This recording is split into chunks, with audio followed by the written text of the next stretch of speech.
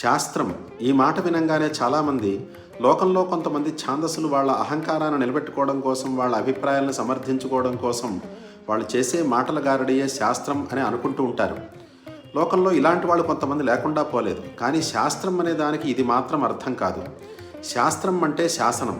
ఎలాగైతే కొన్ని పరికరాలతో అసెంబుల్ చేయబడినటువంటి ఒక మిషన్ ఎటువంటి ప్రమాదాలని మనకు కలిగించకుండా మనకి సత్ఫలితాలను కలిగించాలి అంటే దాన్ని తెలుసుకోవడం మనకు ఎంత అవసరమో, అలాగే ఆత్మ ప్రకృతులతో పాటు 24 తత్వాలతో అసెంబుల్ చేయబడినటువంటి ఒక పెద్ద మిషన్ ఈ ప్రపంచం.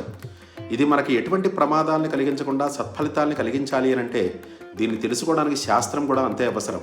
ఈ విషయాన్ని ఒక మహాకవి చెబుతున్నారు. అనేక సంశయోచ్ఛేది పరోక్షార్థస్య దర్శకం సర్వస్య లోచనం శాస్త్రం యస్య నాస్త్యంధయేవ సహా.